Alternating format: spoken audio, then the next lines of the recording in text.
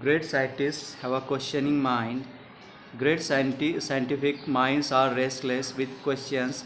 They keep asking, why does this happen? Can I make it better? Or what more can this do? Let us study the life of a great scientist who lived in the same era as Einstein but about 5,000 kilometers east of Germany in India.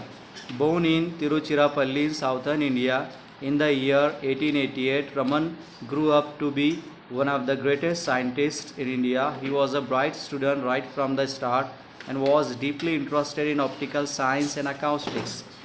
This is what perhaps led him to discover that the mridangam and the tabla produced more melodious sounds than any other percussion instrument. He was fascinated by colorful things, be it a flower, butterfly, or Jim. He kept seeking knowledge about everything around him.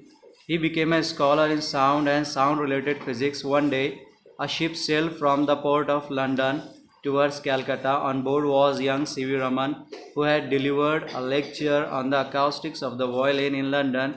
He was now on the ship's deck, gazing at the blue waters of the ocean.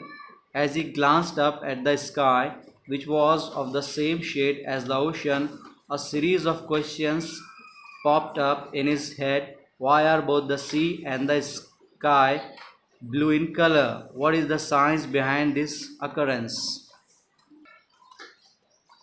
His mind seemed to suggest that the reason could be the scattering of light by water molecules.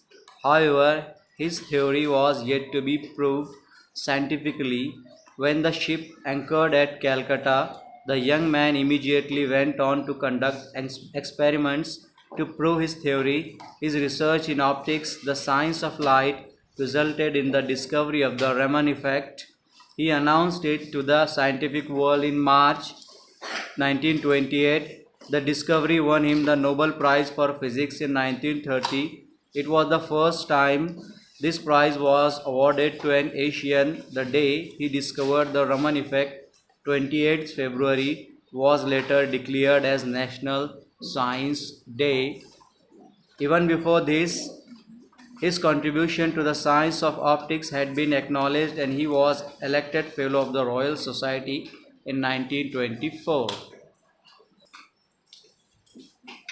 You would have learnt about the Raman effect in detail at school, but do you know the discoveries subsequently helped in determining the internal structures of some 2000 chemical compounds? And can you guess what the cost of the equipment that Raman used to prove his theory was? A measly 200 rupees.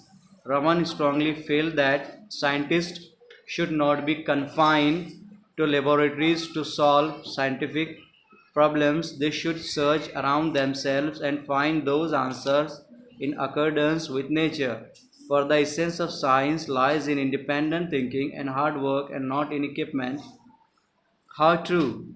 Though the oceans and the sky have always been blue in color, it needed a questioning mind with a scientific outlook to find the reason behind it.